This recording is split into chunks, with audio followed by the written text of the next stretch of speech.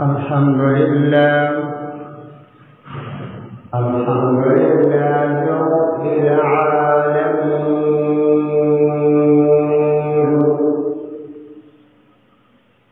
الصلاة والسلام على أشرف الأنبياء والمرسلين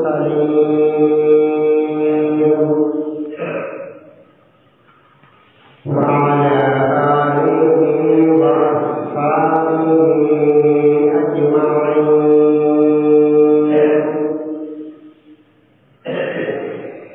أرسله بالحق بشيرا ونذيرا وداعيا إلى الله بإذنه وسراجا منيرا. أما بعد فأعوذ بالله من الشيطان الرجيم. بسم الله الرحمن الرحيم. يا أيها الذين آمنوا إذا نودي للصلاة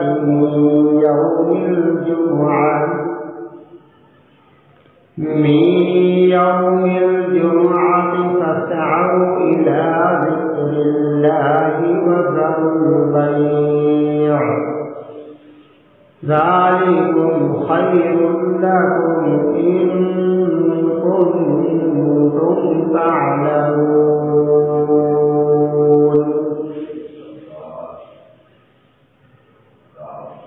صدق الله وصدق رسوله النبي الكريم، ونحن على ذلك لمن الشاهدين والشاكرين، والحمد لله رب العالمين. رب اشرح لي صدري ويسر لي أمري واحلل عقدة من لساني يفقهوا قولي. رب زدني علما رب زدني علما رب زدني علما. سبحانك لا علم لنا إلا ما علمتنا إنك أنت العليم الحكيم.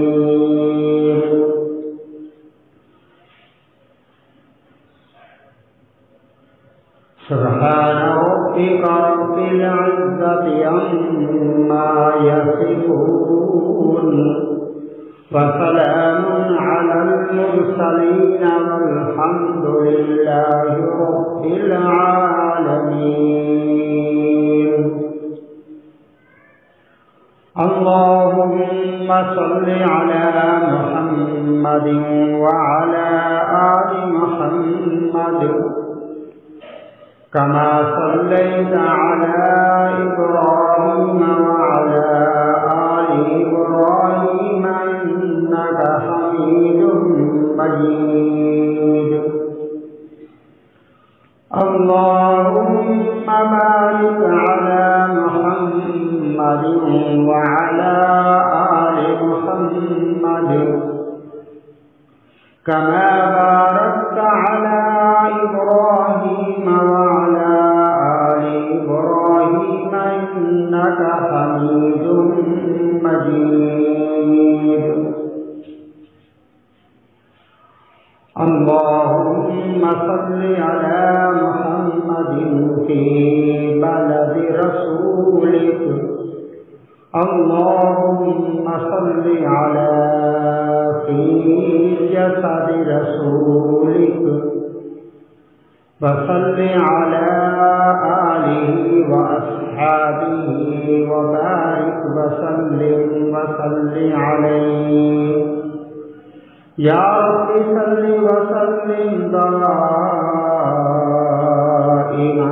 ابدا علی حبیبک خیر الخلق کلهم.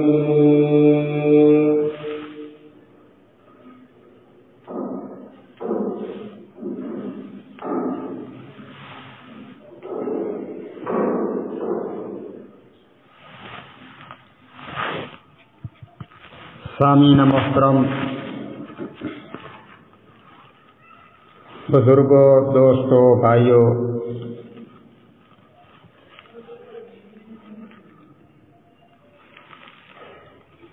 جمعۃ المبارک کا دن بہت عظمت والا دن ہے، بہت شان والا دن ہے، بہت مقرب محترم دن ہے. حضرت ابو ہریرہ رضی اللہ تعالی عنہ فرماتے ہیں کہ رحمت دو عالم صلی اللہ علیہ وسلم نے ارشاد فرمایا کہ جمعہ المبارک سید الایام ہے، یعنی تمام دنوں کا سردار ہے جمعہ کا دن، کیونکہ اسی دن اللہ تعالی نے آدم علیہ السلام کو پیدا کیا، اسی دن اللہ تعالی نے آدم علیہ السلام کو جنت میں بھیجا، اسی دن حضرت آدم علیہ السلام جنت سے دنیا میں آئے، اور اسی دن حضرت آدم علیہ السلام کی وفات ہوئی، اور اسی دن قیامت برپا ہوگی.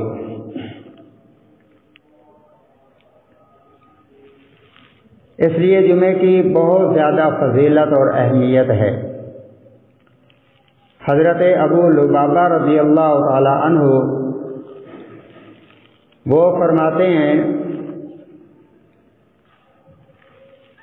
کہ عید الاضحیٰ اور عید الفطر ان سے بھی جمعے کا دن بڑا ہے. اس جمعے کے دن کو اللہ نے سرداری کی دولت عطا فرمائی ہے، اور یہ ایمان والوں کے لیے عید کا دن ہوتا ہے. اس لیے جمعے کے دن جس طرح ہم عیدین کے دن تیاری کرتے ہیں کہ غسل کیا اور نئے کپڑے پہنے، خوشبو لگائی اور بڑے اہتمام کے ساتھ عید پڑھنے کی نیت سے گھر سے چلتے ہیں، اس سے بھی زیادہ اہتمام جمعے کے دن ہمیں کرنا چاہیے کہ جلدی اٹھا جائے اور غسل کیا جائے اور عمدہ قسم کا اچھا پاکیزہ لباس پہنا جائے، خوشبو لگائی جائے، مسواک استعمال کیا جائے. مسواک ویسے بھی ایک الگ سنت ہے. فقہاء کرام نے اس کے 70 فائدے لکھے ہیں. اس میں ایک فائدہ یہ بھی ہے کہ جو اہتمام سے مسواک کرتا ہے اس کے منہ سے بدبو نہیں آتی، اور جو اہتمام سے مسواک کرتا ہے مرتے وقت اس کو کلمہ شہادت نصیب ہوتا ہے. یہ کتنی بڑی دولت ہے. اور مسواک ہی کی وجہ سے اللہ پاک نے صحابہ کرام رضوان اللہ مجمعین کو ایک جنگ کے اندر فتح نصیب فرمائی. اور اس دن سورۃ کہف کا تلاوت کرنا، کہ جمعے والے دن جو بندہ سورۃ کہف کی تلاوت کر لیتا ہے وہ اللہ تعالیٰ اس کو دنیا سے اٹھنے والے جو دنیا میں فتنے ہوتے ہیں مختلف قسم کے، اللہ ان سے بھی محفوظ فرما دیتے ہیں، اور دجال کے فتنے سے بھی اللہ پاک محفوظ فرمائیں گے. اور اسی طرح جمعے کے دن ناخن تراشنا اور قبرستان کے اندر جانا یہ مسنون اعمال ہیں جو جمعے کے دن کرنے چاہیے. جمعے کی فضیلت میں یہ چیز شامل ہے. اسی طرح جمعے کے دن ہمیں درود شریف کی کثرت کرنی چاہیے. اللہ کے محبوب صلی اللہ علیہ وسلم کی بے شمار احادیث ہیں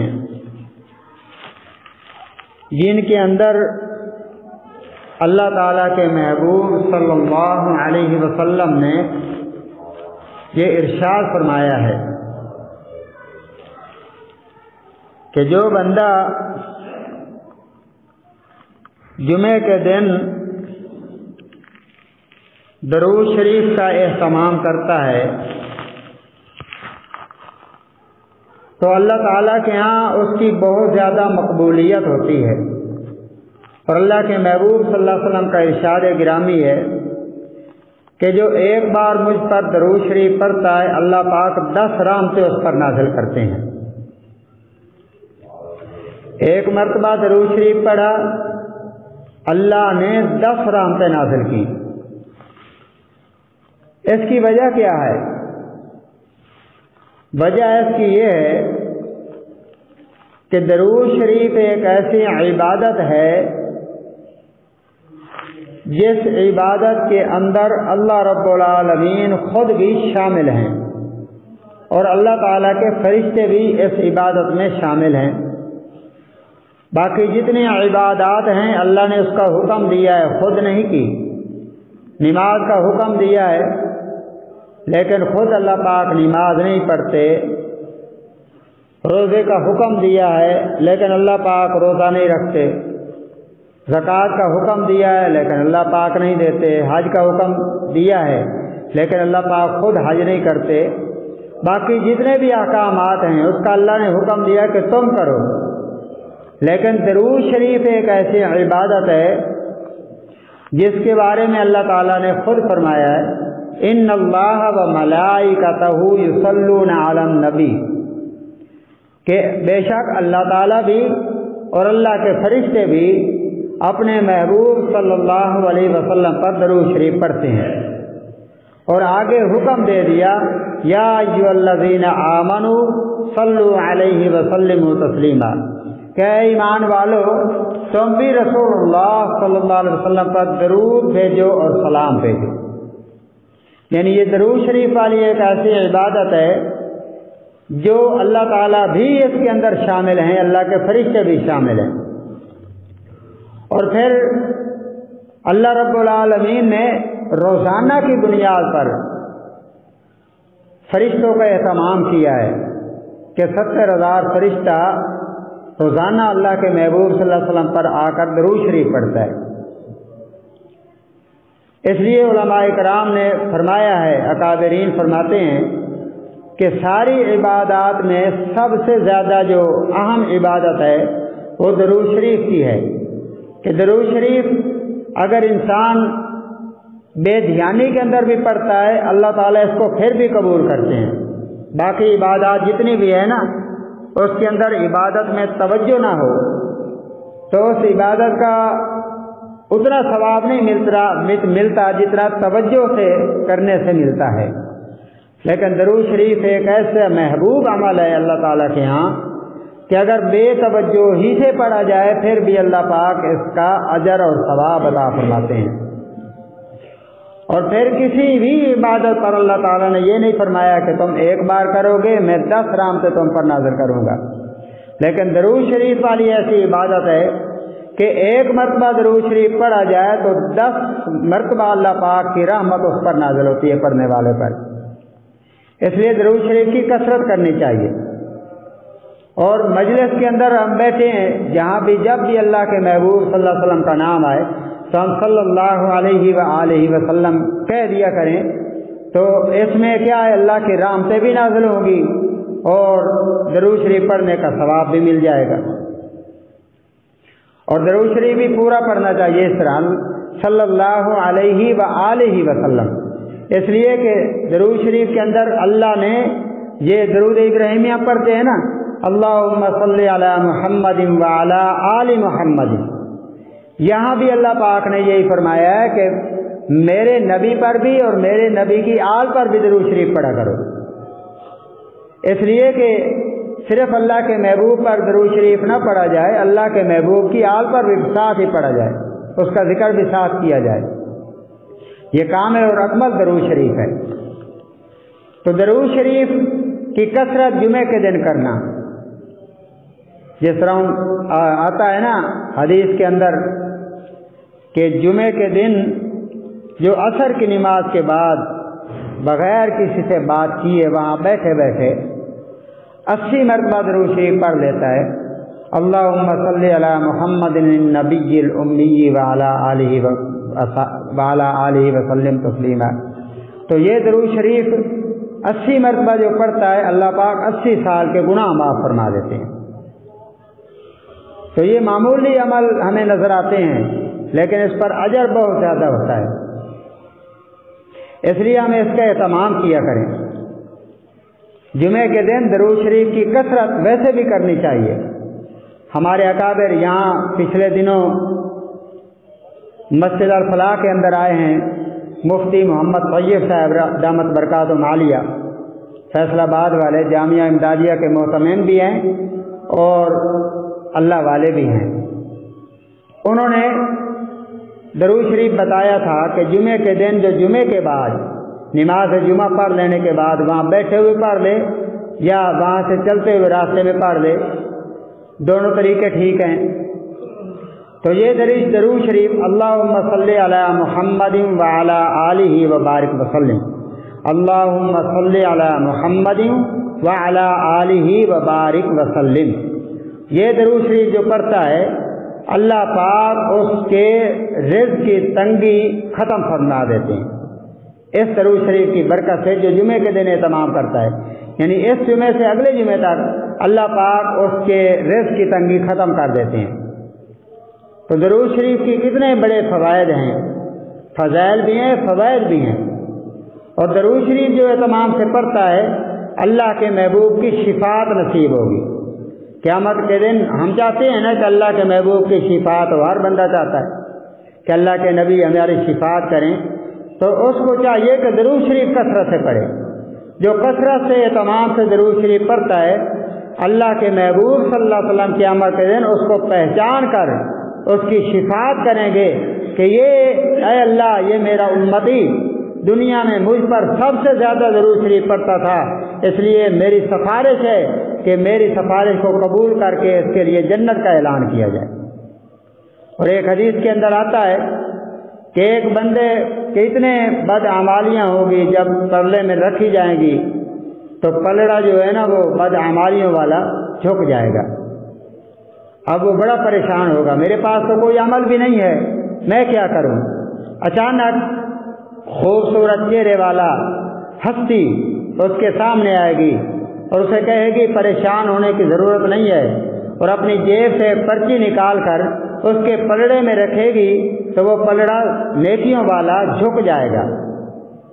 تو وہ پوچھے گا کہ آپ کو میں پہچان نہیں رہا، آپ اپنا تعارف کروا دیجئے۔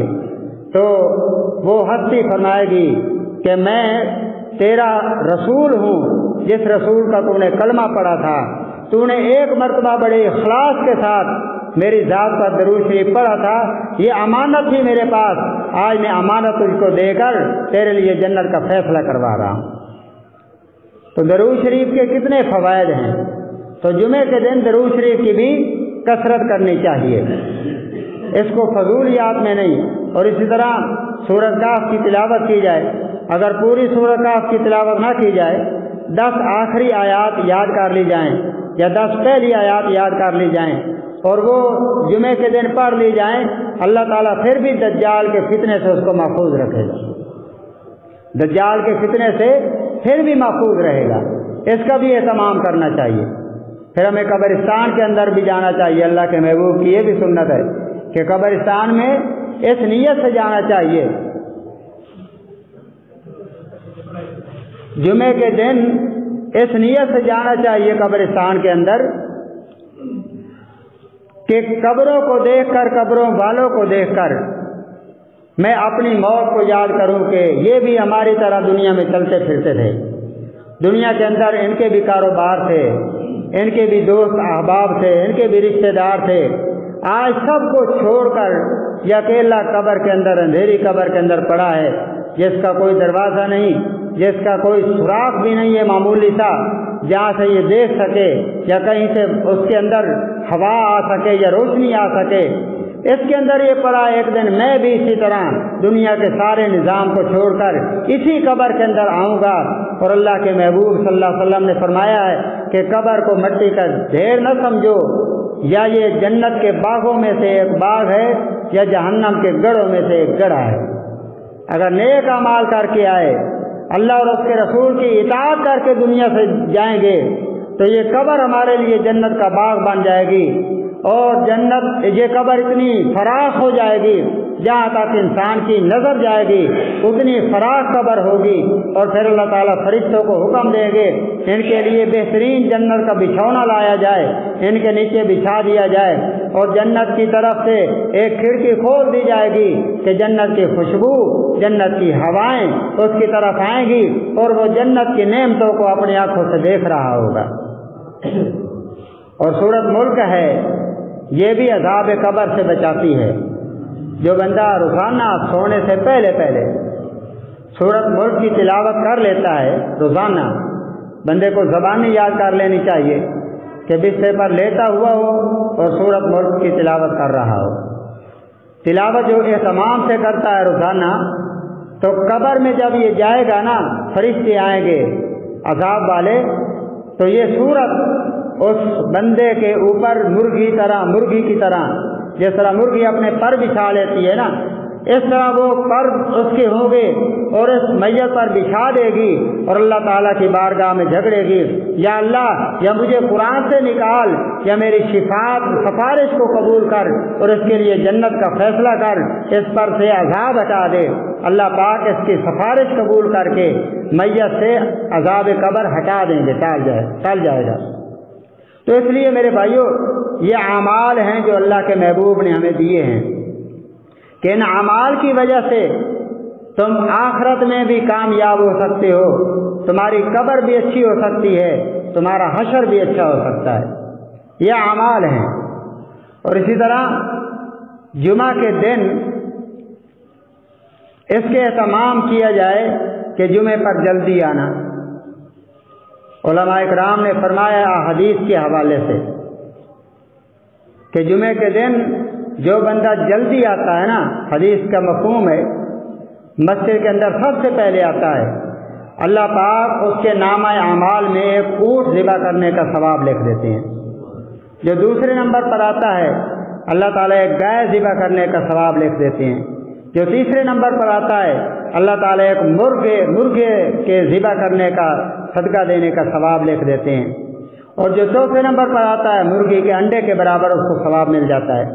اور جب بیان ختم ہو جاتا ہے، دوسری اذان شروع ہونے لگتی ہے، تو فرشتے جو مقرر ہیں، نیک اعمال لکھ رہے ہیں، مسجد میں آنے والوں کے اعمال لکھ رہے ہوتے ہیں، تو وہ اپنا رجسٹر لپیٹ کر اذان اور خطبہ سننے میں مشغول ہو جاتے ہیں۔ جو خطبے کے دوران آتا ہے، اذان سے بھی بعد، اس کو نامہ اعمال میں جمعے کا ثواب نہیں لکھا جاتا ہے۔ یہ بات ذہن نشین کر لیں، ہم لوگ دین کو کھیل تماشا سمجھا ہوا ہے، ہم اپنی مرضی جو ہمارے دل میں آیا اس کو دین سمجھ لیا، جو دل میں نہ آیا اس کو ہم نے دین نہ سمجھا، اللہ کے محبوب کے فرامین کو فراموش کر دیا ہم نے۔ جو اذان دوسری اذان کے بعد آتا ہے، اس کے نامہ اعمال میں جمعے کا کوئی ثواب نہیں لکھا جاتا ہے، وہ جیسے آیا محروم اسی طرح واپس چلا گیا۔ اس لیے دوسری اذان سے پہلے مسجد میں آنا چاہیے۔ اور پھر ہم یہ بھی کرتے ہیں، حالانکہ خطبہ فرض ہے، عیدین کے خطبے سننا سنت ہے، واجب بھی نہیں ہے، اور جمعے کا خطبہ سننا، دونوں خطبے سننا یہ فرض ہے۔ جس طرح جمعے کے دو فرض ہیں نا، یہ خطبے کے 2 فرض ملا کر یہ 4 بن جاتے ہیں. ہم پہلے پڑھتے ہیں نا روزانہ زور کے 4 فرض، لیکن جمعے والے دن 2 پڑھتے ہیں، تو 2 فرض یہ خطبے ہیں. اس کے بارے میں علماء کرام نے فرمایا کہ خطبہ بیٹھ کر پورے اہتمام سے سننا چاہیے. آج ہمارا حال یہ ہے کہ آتے ہیں نا خطبہ ہو رہا ہے پھر وہاں کھڑے ہی رہتے ہیں، خطبے کے دوران بیٹھنا بھی ہم گوارا نہیں کرتے. تو یہ اللہ کے محبوب کے فرامین پر عمل نہیں ہو رہا. جب بھی اذان آئے اور خطبہ شروع ہو تو کھڑے ہونے کی بجائے بیٹھ جانا چاہیے، بیٹھ کر پوری توجہ کے ساتھ خطبہ سنا جائے. اور احادیث کے اندر آتا ہے کہ اس جمعے کے خطبے بارے میں کہ جمعے کے خطبے کے دوران گفتگو کرنا حرام ہے، یہ کنکریوں سے یا ان چیزوں سے کھیلنا یہ بھی حرام ہے. اور اسی طرح اشارے سے کسی کو روکنا، اگر کوئی بات کر رہا ہے نا تو اس کو اشارے سے روکنا بھی جائز نہیں ہے، وہ خود ہی رکے، اس چیز کا خود اہتمام. باقی ہماری عقل پورا کام کرتی ہے، اعتراضات کسی پر کرنے ہو تو پوری عقل ہمارے کام کر رہی ہوتی ہے، تنقید کرنی ہو تو پورا عقل کام کرتی ہے. اس بارے میں ہماری عقل کام نہیں کرتی کہ یہ اللہ کے محبوب صلی اللہ علیہ وسلم کے فرمان ہیں اور اس خطبے کو ہم نے کس طرح پڑھنا ہے اور سننا ہے. اور حضور صلی اللہ علیہ وسلم کی ایک حدیث کا مفہوم ہے جس نے خطبہ نہیں پڑھا اس کا جمعہ نہیں ہے. اس کا مطلب کیا علماء کرام نے لکھا ہے، ہر بندے نے تو خطبہ نہیں پڑھنا ہوتا نا. امام جو خطبہ پڑھتا ہے دوسرے اہتمام سے بیٹھ کر توجہ سے سنتے ہیں، یہ ان کا خطبہ پڑھنا ہے. اگر وہ توجہ سے بیٹھ کر سنیں گے نہیں تو انہوں نے تو جمعہ پڑھا ہی نہیں اللہ کے محبوب کے فرمان کے مطابق. جمعے کے معاملے میں اور اعمال کے اندر ہم غفلت کرتے ہیں. اب میں اہتمام سے 1:25 پر بیان شروع کر دیتا ہوں، لیکن کوئی بندہ بھی مسجد میں نہیں ہوتا، نہ کوئی آئے لیکن میں بیان شروع کر دیتا ہوں اپنے اہتمام کے ساتھ، اس لیے کہ بات پوری کرنی ہوتی ہے. کوئی آئے نہیں آئے اس کی مرضی ہے، آنے والا اللہ لے آتا ہے جس کو لے آئے. یہ ہدایت اللہ نے دینی ہوتی ہے، ہم نے نہیں دینی. لیکن آپ کو ہم کہہ دیتے ہیں کہ اگر 1:30 پر آپ آ جایا کریں تو اللہ رسول کی کچھ باتیں بھی سن لیا کریں. ہمارا افسوس یہ ہے کہ ہم دیندار لوگ بھی پورے ٹائم پر نہیں جاتے. دوسروں کو ہم کیا کہیں، دوسرے کے بارے میں ہم کیا کہیں؟ دوسروں نے تو دنیا دار ہیں، انہوں نے کیا آنا ہوتا ہے. اس لیے بھائی اس کے اہتمام کریں. ہم تو دوسروں کے بارے میں فکر کریں، جس طرح ہم فکر کرتے ہیں نا کہ فلاں ساتھی نماز پڑھنے کے لیے نہیں آتا، اس کو ملنا چاہیے، نماز کی ترغیب دینی چاہیے. ہم اس بارے میں اپنے آپ کو ملیں کہ جمعے کے دن ہم کیوں جلدی نہیں جاتے مسجد کے اندر. ہم خود بھی جلدی جائیں اور دوسروں کو ترغیب بھی دیں کہ جمعے کے دن بیان ہوتا ہے، آپ جلدی جایا کریں تاکہ بیان بھی سنا کریں. اس کی بھی ہمیں فکر کرنی چاہیے. اگر کوئی بے نمازی دنیا سے چلا گیا تو اس کے بارے میں ہم سے پوچھا جائے گا نا، تو جمعے پر جلدی نہ آنے والا اس کے بارے میں ہم نے فکر نہ کی تو یہ بھی پوچھا جائے گا. اگر ہم اس کے اہتمام نہیں کریں گے تو کون کرے گا؟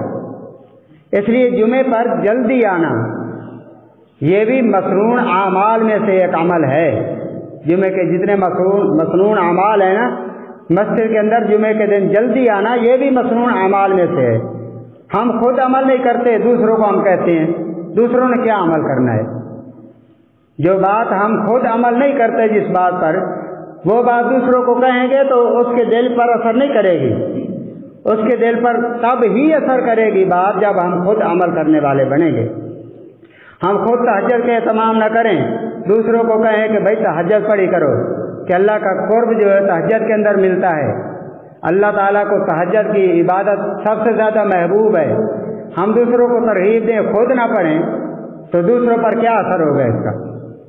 اس لیے خود ہم اعمال پر آئیں گے تو انشاءاللہ ہمارے کہنے کی دیر ہوگی، دوسرے بھی آ جائیں گے. تو اس لیے بھائی جمعے کے دن جلدی آنا مسجد میں یہ بھی مسنون اعمال میں سے.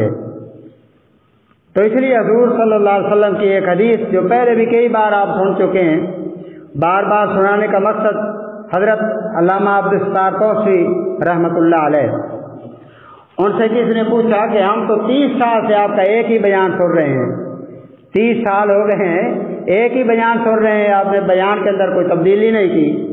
آپ نے بڑا خوبصورت جواب دیا، بہت بڑے علامہ تھے، ہزاروں علماء کے استاد، انہوں نے فرمایا کہ جو 30 سال سے میں بیان کر رہا ہوں آپ نے اس پر عمل کتنا کیا ہے کہ میں نیا بیان کروں۔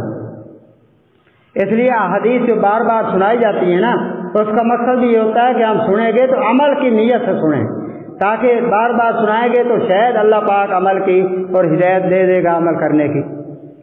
تو حضور صلی اللہ علیہ وسلم کی حدیث کہ حضور نبی کریم صلی اللہ علیہ وسلم نے فرمایا کہ جمعے کے دن جو اہتمام کے ساتھ جلدی آتا ہے، پوری توجہ کے ساتھ خطیب کا خطبہ سنتا ہے، تو قیامت کے دن یعنی جنت میں جانے کے بعد جو میدان مزید میں اللہ پاک دربار سجایا کریں گے جنتیوں کا، تو اس کے اندر بھی وہی بندہ سب سے زیادہ اللہ کا دیدار کر سکے گا جو اس دنیا میں خطیب کو زیادہ دیکھ کر بیان اچھی طرح توجہ سے سنے گا۔ کیوں کہ جو خطیب ہوتا ہے یہ نائب ہوتا ہے اللہ تعالیٰ کا، تو جو نائب کی طرف دیکھے گا قیامت کے دن اللہ تعالیٰ اس کو اپنا زیادہ دیدار کروائیں گے۔